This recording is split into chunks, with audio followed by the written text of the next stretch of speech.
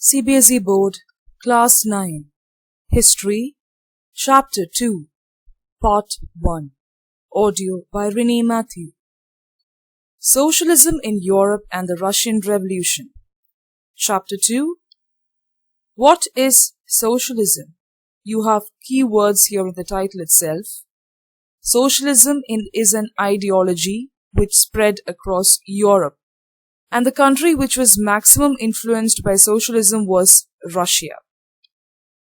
We saw about French Revolution in Chapter 1. Now we are going to see how socialism impacted Europe, especially Russia.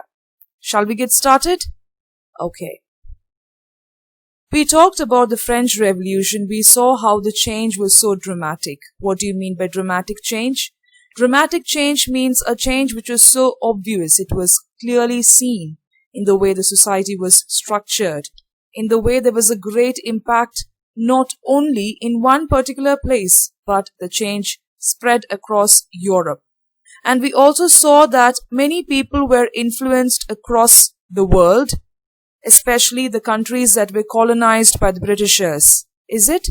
And people were more worried about the individual rights that were granted to the citizens of a particular place, because we saw that property, work, class, social rank, all these things decided the destiny of a person, and many were not really happy with that.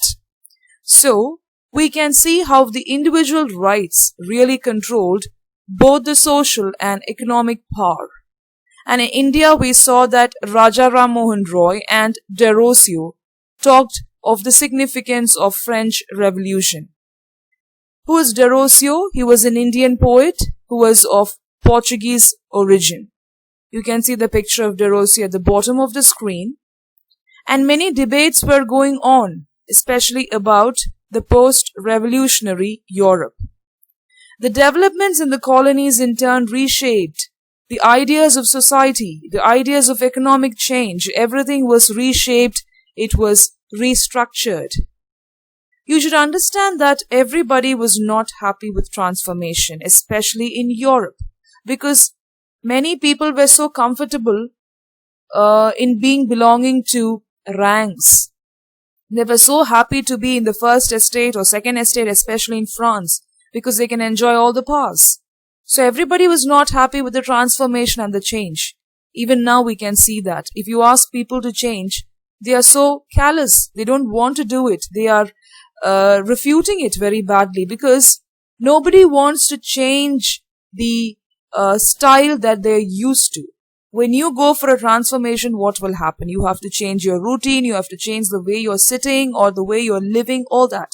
So for people it is very difficult to change the routine, to change to what they were used to.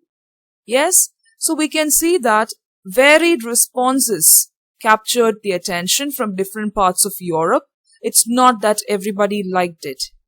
And can you see that the restructuring was done in a very radical manner? Look at the picture which is given at the bottom of the screen. You must be familiar with these diagrams in mathematics, probability. Yes? So you can see three groups there: radicals, liberals, conservatives. Radicals have got some commonalities with liberals. Radicals have got some point of commonness with conservatives also. But can you notice something? The liberals and conservatives run parallel. They don't have any point of intersection. They don't agree in anything. So that diagram is very important. So when you have this diagram in your notebook or in a paper beside you, it will be easy for you to retrace how these groups were, the basic principles of these groups.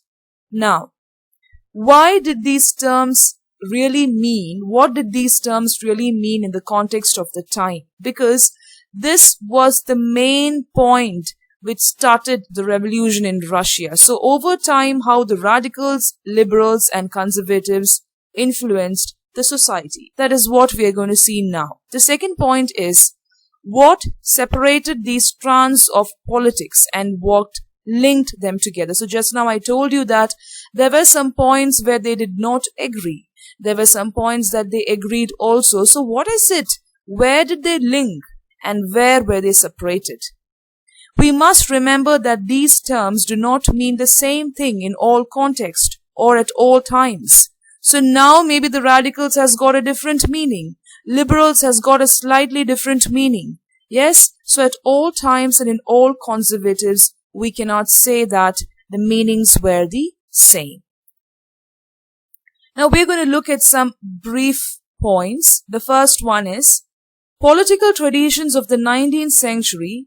We will see how the tradition changed in the 19th century, because we can see over time that maximum reformation took place in the 18th, 19th and the 20th century, specifically the 19th century. So how they influence change, that is what we're going to see. Next one is, we will focus on one historical event in which there was an attempt at a radical transformation of society. So there was a historical event which really triggered.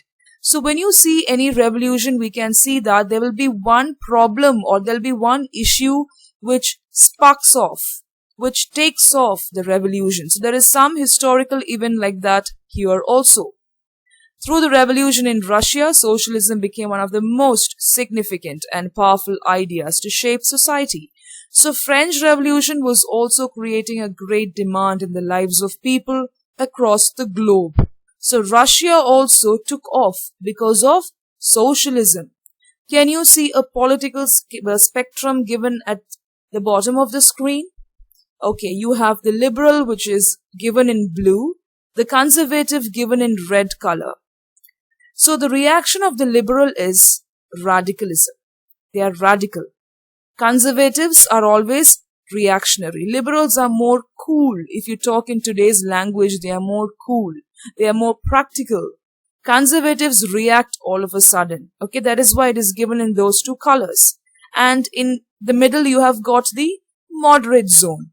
So as you go from left to right, you can see that conservatism is going up. It is increasing.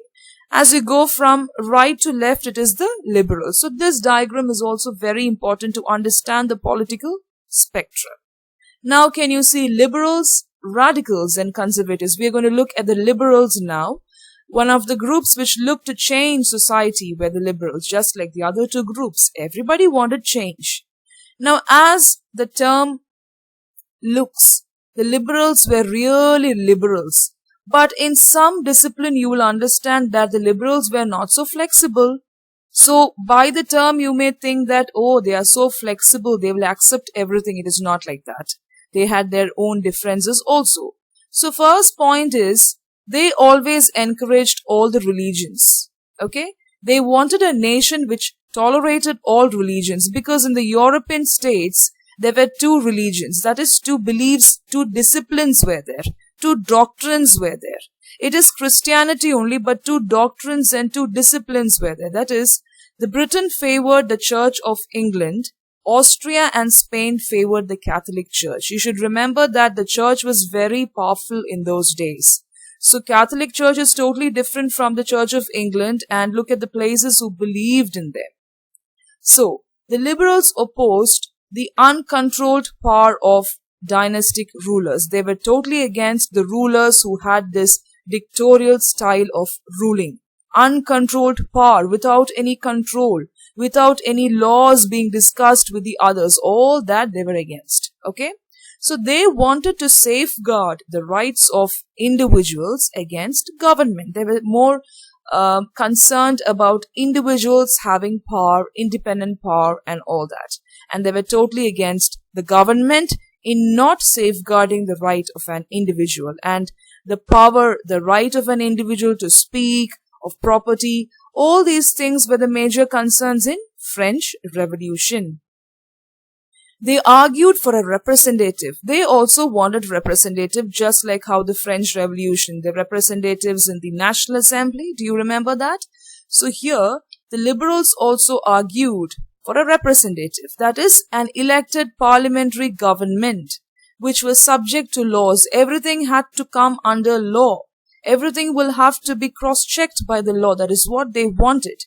And they also wanted well-trained judiciary. It's not that anybody belonging to the higher class can go and sit in the judiciary. It's not like that. people will have to really know what is law. People who are really a part of justice, who are part of judiciary, who is familiar with law, only those people will have to be part of the judiciary. And that was independent of rulers and officials. So what we usually see is the rulers and officials will interfere, right? Because they have got the power, they will interfere with the judiciary. So the liberals were totally against that. So when they interfere, what will happen? Everybody will not get the equal rights. However, you should understand that the liberals were not Democrats. Okay, they were not Democrats. We can see that they wanted elected people, they wanted people to represent them like the parliamentary government, but still they were not Democrats. What do you mean by that? They did not believe in universal adult franchise, that is, the right of every citizen to vote. They did not want everybody to vote. Though they wanted representatives and elected parliamentary government, they wanted everything to be cross-checked by the law. But they did not believe in every citizen in casting the vote. That is the belief of the liberal. There are more to come.